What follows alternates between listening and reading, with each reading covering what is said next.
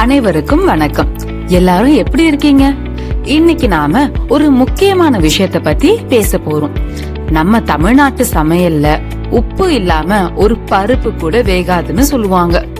ஆனா அந்த உப்பே நம்ம உயிருக்கு எதிரியா மாறினா 45 வயசு தாண்டிட்டாலே நம்ம உடம்புல ரத்த அழுத்தம், அதாவது பிபி ஒரு பெரிய சவாலா இருக்கு.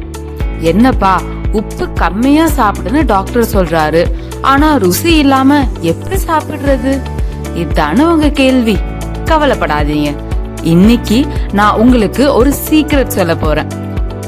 உப்பை விடாமலேயே ஆனா ஆரோக்கியமான ஒரு மாற்றத்தை எப்படி கொண்டு வர்றதுன்னு பாப்போம்.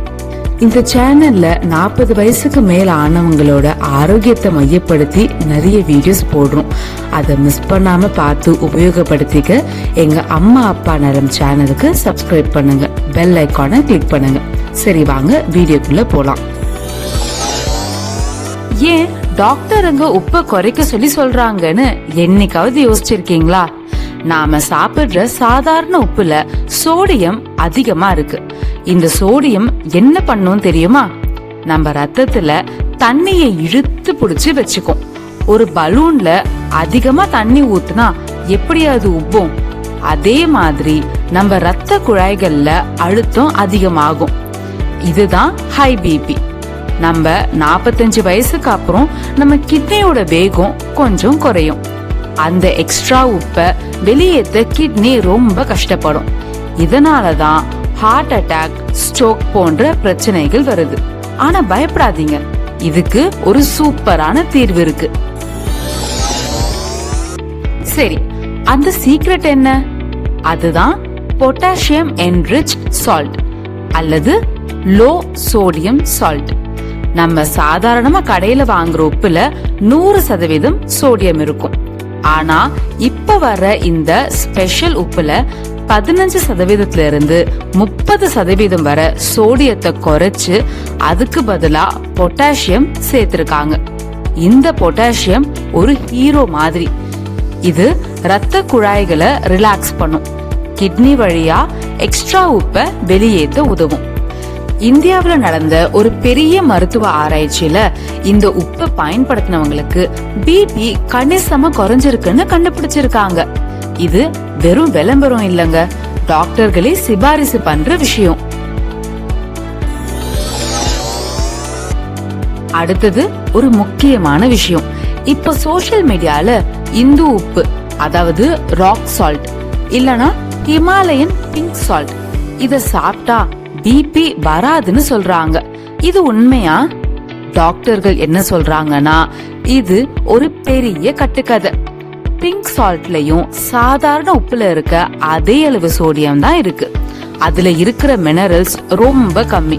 அது நம்ம பிபியை குறைக்க உதவாது. அது மட்டும் இல்லாம அந்த உப்புல அயோடின் இருக்காது.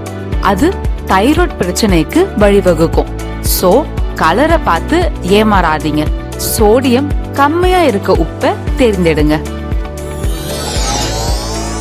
ஆனா ஒரு நிமிஷம், இந்த பொட்டாசியம் உப்பு எல்லாருக்கும் கிடையாதுங்க.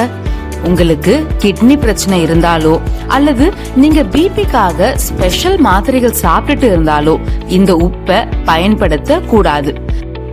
ஏன்னா உங்க கிட்னியால எக்ஸ்ட்ரா பொட்டாசியத்தை வெளியேற்ற முடியாது. இது ஹார்ட் பீட்ல பிரச்சனைய உண்டாக்கும். அதனால இந்த உப்பை வாங்குறதுக்கு முன்னாடி உங்க டாக்டர் கிட்ட ஒரு வார்த்தை கேட்டுக்கோங்க. டாக்டர், நான் லோ சோடியம் பொட்டாசியம் உப்பு பயன்படுத்தலாமான்னு கேளுங்க. சரி, உப்பே இல்லாம ருசியா சமைக்க முடியுமா? முடியும். நம்ம ஊர் எலுமிச்சை பழம், புளி, இஞ்சி, பூண்டு, சீரகம், மிளகு இதெல்லாம் உப்போட தேவைய குறைக்கும். சாம்பார்ல கொஞ்சம் புளிய தூக்கலா போட்டாலோ அல்லது பொரியல்ல எலுமிச்சை சாறு பிழிஞ்சாலோ உப்பு கம்மியா இருக்கிறது நாக்குக்கு தெரியாது. சின்ன கிண்ணம் லாஜிக்க ஃபாலோ பண்ணுங்க. சாதத்தை குறைச்சிட்டு காய்கறிகளை அதிகமாக்குங்க. ராகி, கம்பு போன்ற சிறுதானியங்களை சேர்த்துக்கோங்க. சோ இன்னைக்கு நாம பார்த்தது சாதாரண உப்பை குறைங்க, டாக்டர் அட்வைஸோட பொட்டாசியம் உப்பை பயன்படுத்துங்க. கட்டுக்கதைகளை நம்பாதீங்க. ஆரோக்கியமான மசாலா பொருட்களை சேருங்க. உங்க வீட்ல இப்போ என்ன உப்பு பயன்படுத்துறீங்கன்னு எங்களுக்கு கீழே கமெண்ட் பண்ணுங்க. மத்தவங்களுக்கு உதவியா இருக்கும்.